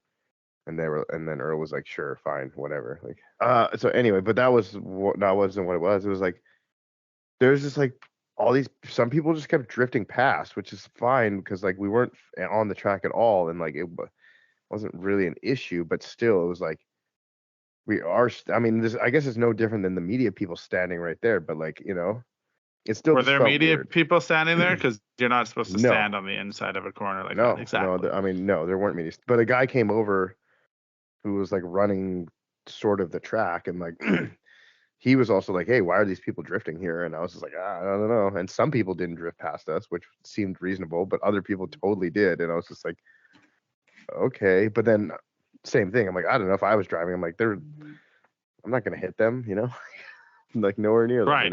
Yeah. So, anyways, one thing I did want to say, when you asked me, hey, like, were you pleasantly surprised, or did your your predetermined distaste or whatever for the event were they quelled? That's not what I called it, but I like it. Yeah. You know what I mean? Like, that's way less tactful than what I said. Go on. Well, like, I was concerned, like, cookie cutter this and that, like, you know what I mean? Yeah. Like every car has like VSKS, or every car has like this, or every car does have that. I will say that, like, there is a formula, and the formula, we were also one of the smallest events, right? So like the spread, if you will, of like variety is definitely less than, whatever. And I feel like, like, were there some cool BMWs there? No, but like, as opposed to say like in, like those Riga, like style, what are they called, Kevin? The style, the M3 guy, Musk Customs. What are the events called? Next Level Drift. Like the Next Level Drift cars, it's like a bunch of like super sick like Euro cars. You know what I mean? It's like, definitely, I feel like the variety could be more, but also we were at a smaller event, and it was like the sort of PNW-ish event. So like obviously those type of cars maybe are going to be. I feel like you're going to see S chassis kind of in every event, right? Yeah, for sure. And it was predominantly S chassis cars. Like I said, there was only one JZX. There were only a couple of ISs. How many ISs were there? Just like 3. Yo, ISs are the S chassis of Toyotas, bro. But yeah, there could have been. And so with that said, we were like, oh, we should have brought the Blit. And if I would have brought the Blit, that car really would have stood out. Like, really would have stood out. But it would have had to go on track. That's the thing with final. I mean, of course it would have been on track, though. Why would I drive the car I don't, 10 hours because to not drift it? Well, because then at that point, I mean, to be fair, Christian put his BMW on the track. Like, so you probably could have been like, hey, can I drift it? But I mean, if I'm going to exhibitor, and then I imagine drive, there wouldn't be no other but then reason it's to a bring team. the Blit. No, So but then- we talked about it for 2 weeks about driving the Blit down without drifting it. So that's what I'm saying. And then you would have been in the pits and you would have been like, yo, let me cut a couple of laps. Yeah. If I would have driven if I would have driven the Altezza down, like I would have, same thing. I couldn't. That's why I didn't drive it down. So I'm like, it's already set up to drift. It's already super high. Like, like It's ready. Yeah. But I guess what I'm saying, songs, special exceptions being made to be like, go drift the Blit. Realistically, you wanting to drive that event also means that Kevin has to drive that event. And then it means that like Marvin has to drive the event or Carter has to drive the event. And yes, everyone's down.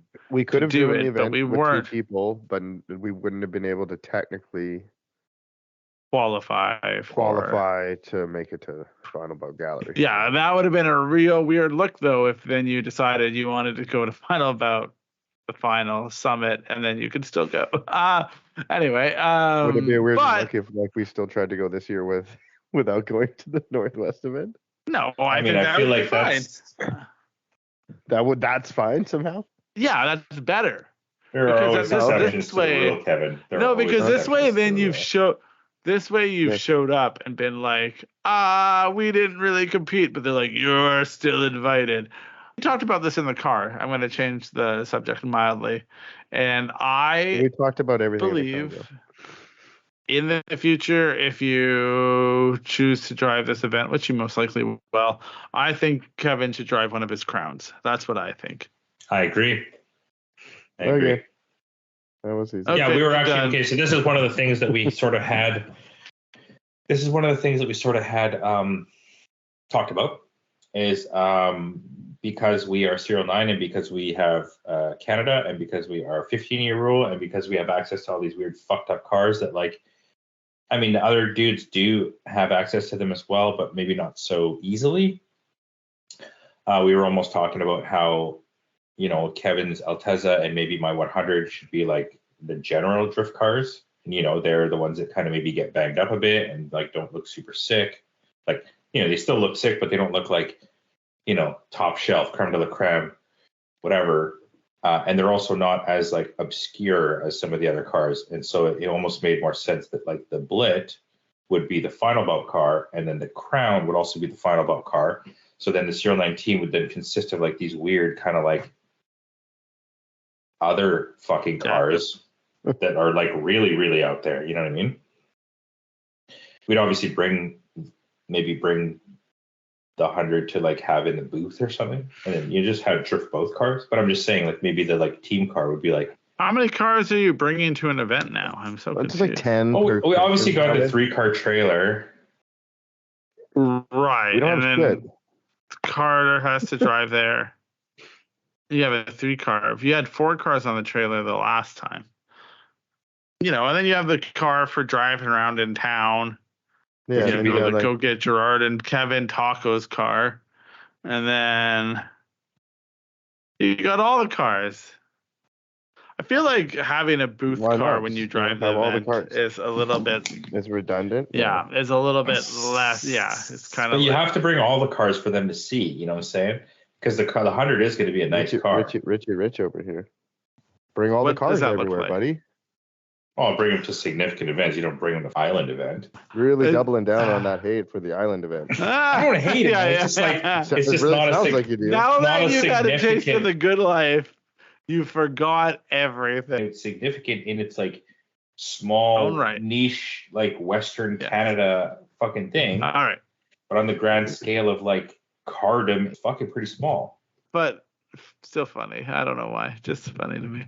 In my opinion, any better? event that has a fucking stock forester that like literally is just trying the entire day to drift, that's a different kind of drift event. You know what I mean? That's a different It's even thing. a stretch. It's even a stretch when you're at Mission and there's these like fucked up trucks drifting and stuff. Like they are totally drifting and they are totally shredding, but it's like I kind of just don't really give a fuck. Wait. Or like How Volvos is that have a like stretch? It's not even a stretch. It's just stupid.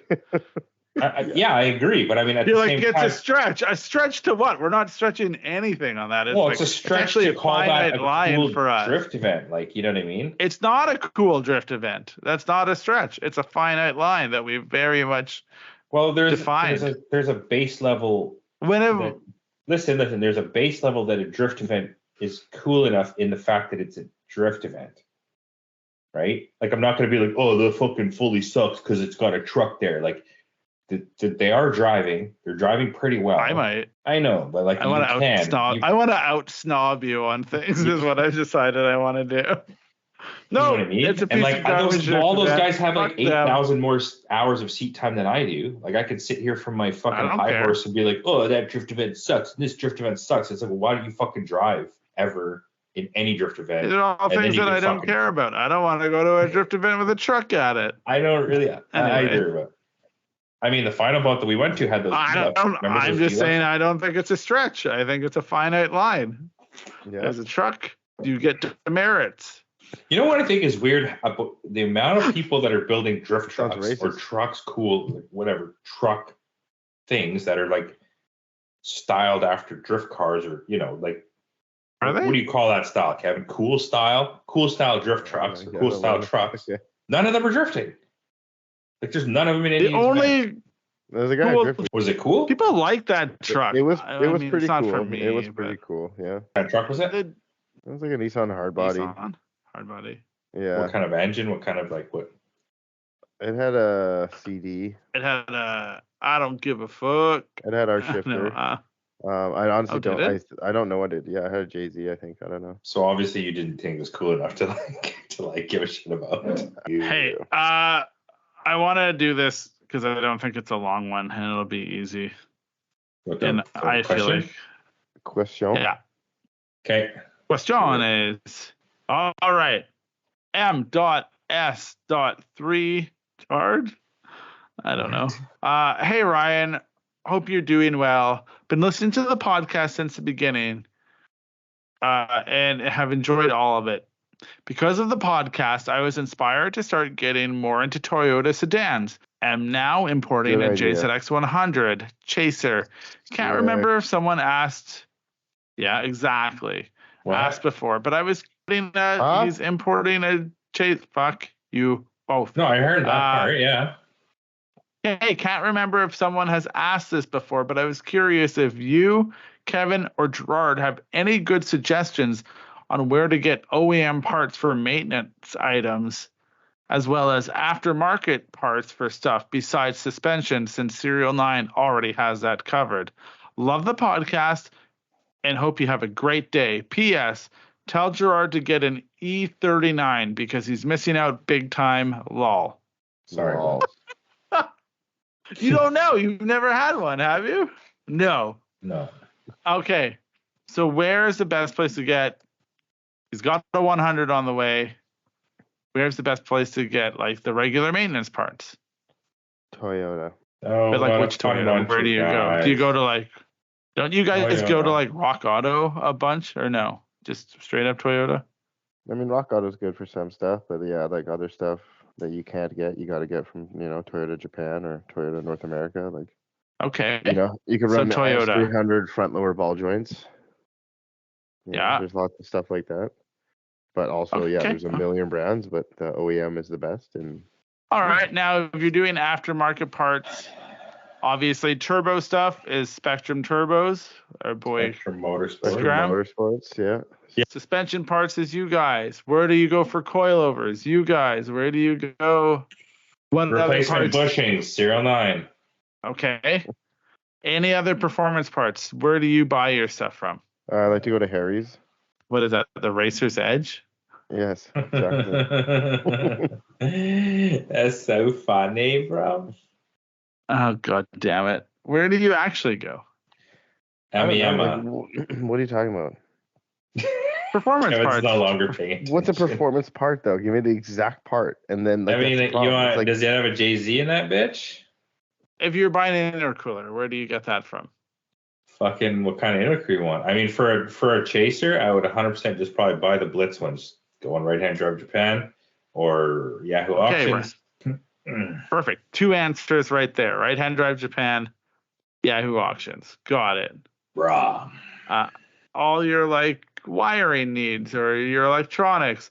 Where do you get boost controllers? Where do you get all that stuff? Boost controller, you could buy one from Gerard. He's got a really nice Turbo Smart E-Boost 2. It's for sale for $500. That's where you can get it. Is that the one that's meant to go in my car or no? No. No, you'll have Which probably a one's meant- standalone boost controller.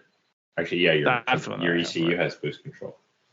Boost control. Okay. yay. So you just have one boost controller that you can buy from Gerard.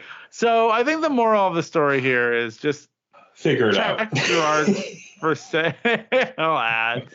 No, I think Right Hand Drive Japan is like a good option. A lot of people go through Jesse Streeter for things, which is a good. Yeah, Stressy Jeter. You guys have in the past gone in on container shipments through. Sure have. But I mean, that's only for like, relevant to local people. well, you find someone that's doing a container shipment and try to go in on it. I guess. No. Yes. Do it. Yeah. That's a reasonable thing to do. Christ, you guys. All right. Gerard, where are you buying all this stuff for your Cresta?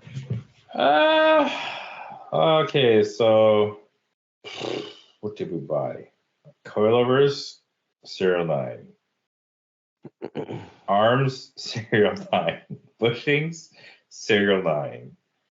Body kit, Russia. Fenders, Russia. You can get stuff out of Russia still? I don't know, Siberia. I don't fucking know, man. Sure. It took 8,000 years and it's all pretty shit, but like, it's here. What else? Engine stuff. I mean, most of that stuff's from Mopac because it's like Turbo Smart, and manifold was from a North American company, Fuse. The turbo is from Spectrum Motorsports. The ECU is from AES. The wiring is from Florit. The fabrication stuff is all from Mopac, like the intercooler piping. But I mean, I'm running a custom intercooler. I think the intercooler is going to be from Spectrum Motorsports as well. The radiators from Koyo. Sway bars are probably going to be Jesse Streeter. The surge tank and stuff is all from Mopac. The fuel pumps are from Mopac. The plumbing is from Mopac. The steering wheel is from SerialNine. The seats are from a local guy who bought some brides and is selling them. The rails are from Japan. The manual conversion stuff is from Japan. That's all from Toyota. I don't know. Transmission SerialNine. Drive shaft local. LSD OS Geekin, which is SerialNine. That's pretty much it, man. Replacement bearings and stuff like that. That's all like local because it crosses over from like some other things. Actually, I don't know what the rear bearings. I guess the rear bearings would be like Cressida or something, or maybe they're specific. I don't actually even know. The front bearings are just IS300. Front ball joints IS300. Steering tie rod ends. We have those SerialNine. That's basically the whole car. Paint local. No, order that one. Just order that one in. Yeah, the paint's from Yahoo Auctions. No, that'd be Yeah, perfect. I do like, I do think that Right Hand Drive Japan and Jesse Streeter are also good places to go. Yeah, I mean, honestly, we don't use Right. Right Hand Drive Japan very much anymore because it actually ends up costing kind of like more. And we've had like some issues with like incorrect parts or shit like that. Right. Mistakes happen. Cool. There's another question in there that I feel like I could ask, but Ask it up, fam. What's 9 plus 10? so earlier in the episode, you talked about how much you align with like the alignment between you and Final Bout is there, but sometimes it does feel like Final Bout has a very heavy, not a no, what's the word I'm looking for? They love shit from Japan. Like they love the most Japanese things possible. Sure do. Yep. All parts Japanese. And then you just went through your build list, and it seems like a lot of things are not the most Japanese. That's right. Things possible. Second part of that, I will say this. I know that, and like, look, I have a SerialNine wheel, and I love it. I know that it's from Renown, and that's great. Me, before I met you, probably would have been like, nope, need a wheel from Japan. Needs to be like, like a Keys wheel or, whatever. It needs to be like a Vertex wheel. It needs to be something. Same thing with all the parts. Like, regardless of if they're the best or the worst, there's probably a version of me that was like, I need all the things to be all Japanese all the time. Full disclosure. Yeah. I don't know.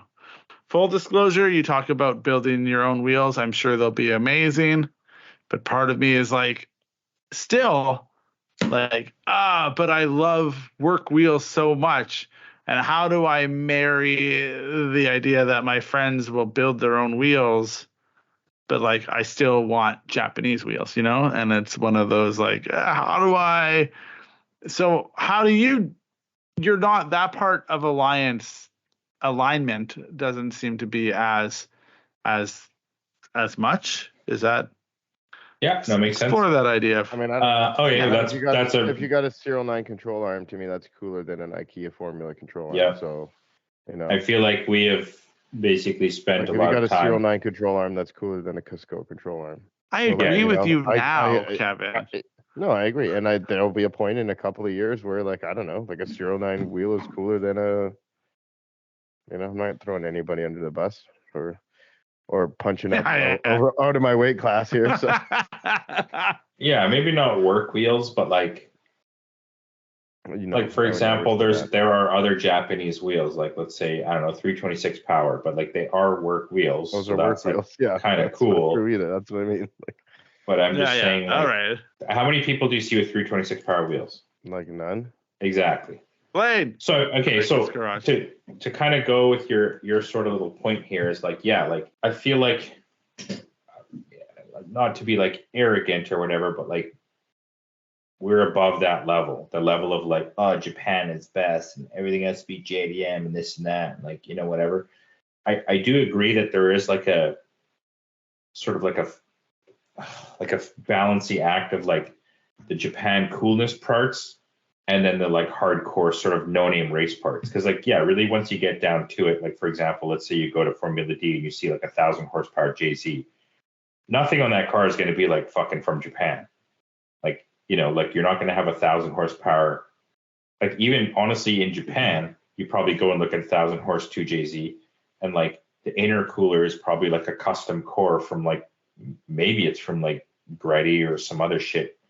But it doesn't really have like an off-the-shelf this and an off-the-shelf that. Because once you get past that level of like, you're playing in the fucking like sandbox of like JDM-ness, and then you go above that, you're like race car-ness. Yeah, but they still have a Gretty intercooler, but that's fine. What is the percentage of your car then that is Japanese? Because now you've bought it. Aero from Russia. I mean, it's BN era. Muy bien, as they call it. And the fenders are N style. I think the fenders are actually N style. I don't know. They might be real N style. I don't know. But I look, and I'm not, because that was one of the things, and I've said this very early on, and it was like, there's the things that like fiberglass is, maybe someone will disagree with me. Fiberglass for the most part is fiberglass. Maybe when I put Russia, you can just bleep it out, because I don't know if I totally want to disclose that my car has like the shittiest aero on the planet. It's not the shittiest. Well, no. They're still Chinese, but like. The things you want to bleep out are fucking hilarious to me. But Anyways, yeah, why? It's fine. It's fiberglass. It's fiberglass, and if it doesn't fit, you make it fit. If your fiberglass fender fails, your engine doesn't grenade. No, that's right. So like that's fine. Whatever. I do get the like cloudiness and like coolness of having all Japanese stuff, but it kind of sounds like realistically, aside from your car being straight from Japan, there isn't actually like a ton of like very, very Correct. Japanese. The wheels are actually in your not. car. I mean, the wheels are technically from Japan. Yeah, the wheels, No, the the important car part. is from Japan, bro. The car is from Japan. I said that. Yes, I agree. And I get that point. But then everything else is like, I mean, it's got bright seats. I'm going to I do ask have this and I that. won't put it in. Are they real bride seats? Yes, they are 100%. I don't actually really like to fuck with the fake seats because that is a safety item. So, I mean, honestly though, the seat that was in my Aristo was like, it's not a fake seat per se, but it is a Japanese seat, but it's like a fucking shitty old Japanese seat that was probably from China in like 2010.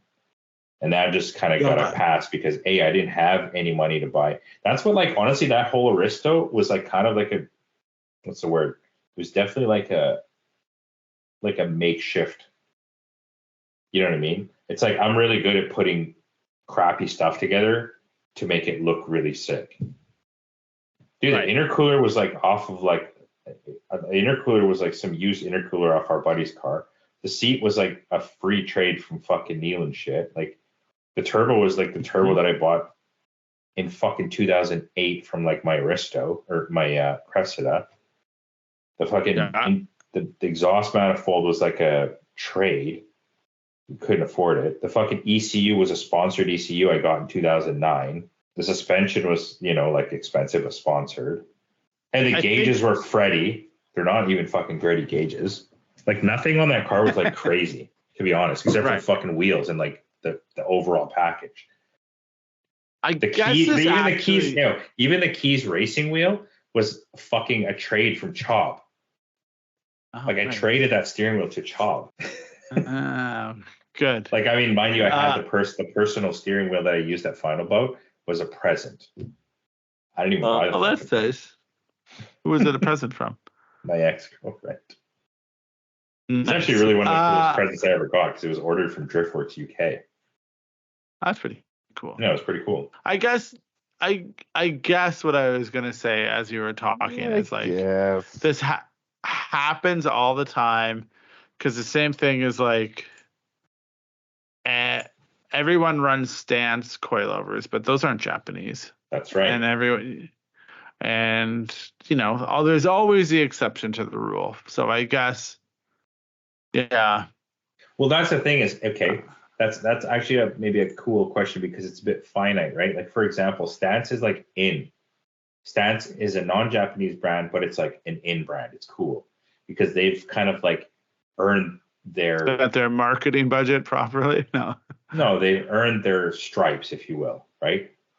They sell only JDM stuff at the place. Like the owner and all the people behind it are super into Japanese stuff. They just wanted to provide a solution that was like readily available in a Japanese sort of way, like like the suspension embodies like the Japanese fucking. It's very similar to like a DG5 is what it is. And then sort of SerialNine's kind of the same way, man. Like we've earned our stripes. That's why SerialNine shit's cool because it's like we're not some stupid fucking North American brand. We're not Bleep or like, I mean, not that FDF like put that isn't. You can just bleep them out. Not that Bleep Figs. That's a lot of work. Cool. Stop saying their name. Just bleep it yourself. Not that Bleep isn't cool. Not that Bleep isn't, but then you don't know who the fuck I'm talking about. Well, not that like I'm not supposed to know. You said it 4 times. Okay, not that Bleep isn't cool, but like it's not a JDM styly brand. It's like a functional like drifting item. You know what I mean? And like maybe some of the cars there needed an angle kit, so that's the angle kit they got. You know what I mean? But like I would say coolness points less, function points more, right? Yeah, I mean, I don't know. Some parts are cool, some parts are not cool. It just happens that Serial 9 parts are cool. I mean, we think so anyways. I mean, other people obviously kind of think so, but like, that's It's what cool, I think. maybe. Well, it's a good way to spend your marketing budget. You did it. That settles any rumbling I had in the back of my old skull. Hey, you know what?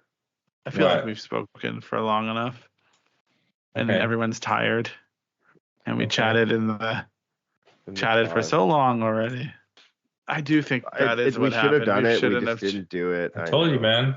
Told you. I mean, there's no any point after the car ride it wouldn't have. But I was so like fucking like fucked in the car as it was. Why were you like I was just not in it. I was just like tired and probably hungover, and like I just wasn't firing on all cylinders. It would have been hard. I was snoring away, and there was no door between them. You couldn't shut the door on fine. I didn't shut the door on you the other time. You shut the door on me, I think. I know, that's what I'm saying. There's no door for you to shut on me. The boy who lived is who you are. The boy who lost his keys. That's a sentence. I don't like that for you. No, that is the thing. Is like we like talked it out to death, and then it's even in the video. But it was like one of those things that maybe if we just didn't talk in the car, because like, yeah. I mean, what the fuck are you supposed to talk about in the car? Yeah, what are you supposed to talk about for 10 hours when you're all up? I don't know. I guess just we sit there and we should have just filmed it in the car or recorded it in the car. I know we should have. I don't know. It was just like the action of it seemed so. No, I know. Anything that was outside of just like getting home or driving or doing. Exactly. Yeah, I was just like, who cares? But then, so much to talk about. We did go over a lot of the points that we went over, and it's fine. Anyway, I appreciate it, everyone. Thanks. Thanks to you two for being you, and thanks to everyone who writes in. I love that. Again, I will say this before we go. I'm going to make this point. I did love when we were at the bar on the Saturday night. Yeah, I bet you did. And that's right. Ryan was having a great time. Look, I enjoy that enough people around that table had clearly listened to the podcast and already knew the things. They'd be like, Ryan, I'm with you. I don't like BMWs. And I'm like, I haven't said anything about BMWs tonight. And then the other side of the table is like, that dude's got an Aristo. That dude had an Aristo. Now he's got a Blitz. You know, like people are just like, and I don't mean that again from like it's fun that people know who I am, because I don't care about that. I love just being able to like even go one step further and not have to have small talk and just get right to that shit where someone else can give Gerard shit about like BMWs or tell me that I'm wrong. Like, just fully be in the conversation. That's the best for me. Yeah, where like you're not having to like without skipping a beat. Yeah, not having to explain like, oh, hey, here's like the rundown of who Gerard is as a person and why it's like so infuriating to Ryan that he loves BMWs now. It's just like, no, they're just like, bam, that's a valid point. But I also like that. And it's like, yo, we're fully in it now. And I like that. I like just being in it and not having to like do all the like the tears to work out. Yeah. Oh, I don't know. Yeah. It's just like, oh, you're right. That's wrong. This is good. That's bad. Perfect. Bingo, bango. Thanks to everyone who listens to the podcast. I appreciate it so much. Night. And good luck. Thank you. Bye-bye. Bye. Bye. Thanks for listening to Serial Podcast 9.